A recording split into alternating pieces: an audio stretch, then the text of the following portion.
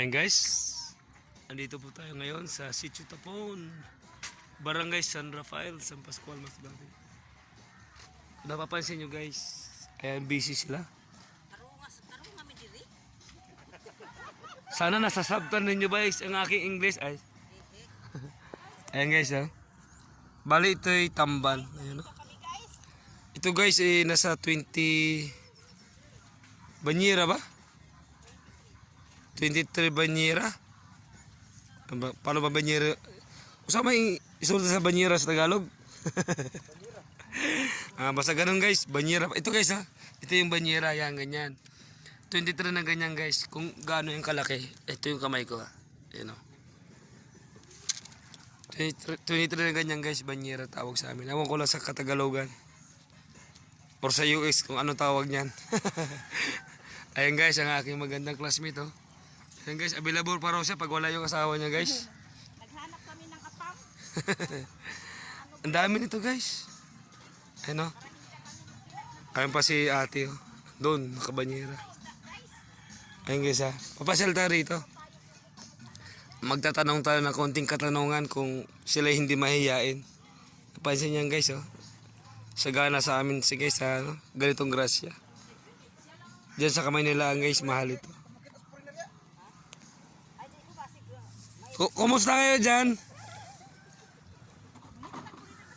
Pwede ba sumali? Guys, mga English speaking to guys ay sumagot. Tia, kumusta Tia? Ayos lang. Masaya bang magaganyan? Oo, masaya. Pwede ako sumali? O, pwede. Sali ka dito. Kaso nga lang guys, walang tigahawak. Ayan guys, oh. Ito yung aking mga lugar.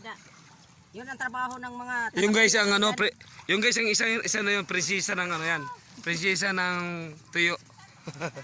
Mahihain yan guys, model kasi yan guys eh. Kalugar guys. Pada kalugar guys, malibang na guys. Ay malibang. Joke lang.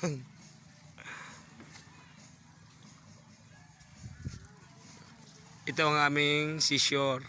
Ayan, hanggang doon yan. Sa may pampang na yan. Hanggang doon sa dulo. Siguro kung sa kilometer, nasa 2 kilometers hanggang dito. Hanggang doon pa yun sa kabila. Abot sa Sitio Caritan siguro may 3 kilometers guys. Ang distance ng aming seashore. Malawak guys ang aming fishing ground. Yan ang aming fishing ground. Sunset na ngayon. No? Kung napapansin nyo.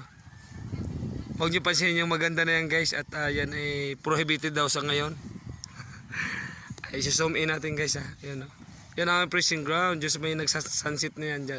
Diyan yung labanan ng mangingisda sa aming lugar. At ngayon guys, pupunta tayo ron sa nakatambak na isda. Dahil sa sobrang dami guys, kinukulang yata yung paglalatagan upang ito'y magiging tuyo.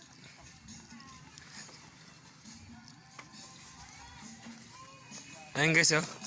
Wala pansin nyo rito oh. Ayan. Yan, ito yung banyera na sinasabi. Ito yung kamay ko para ma-analysan ninyo kung gaano karami yung isda niya, no? Kaway-kaway ito eh. Kaway-kaway ko dyan. Hello! Hello! Maawa man kayo sa amin para bilad lang kami ng daing. Kaya... Oo, toyo. Para gawa kami ng toyo.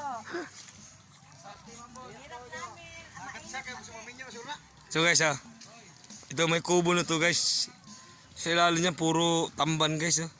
Inaasinan na yun guys para ma-preserve yung freshness niya guys. Siguro bukas ng umaga maghapon yung tuyong-tuyo na yan. Imagine guys gano'n yung karami. Nasa 23 banyera na yan sinasabi ko kayo na. Napakarami guys. Talagang sa wala na nga hanapin. Sa probinsya talaga makakamura ka ito kahit kung marami kang pera mas lalo mo matitipid kasi mura lang dito. Isipin mo yung isang banyera 350 lang. Ayan guys oh.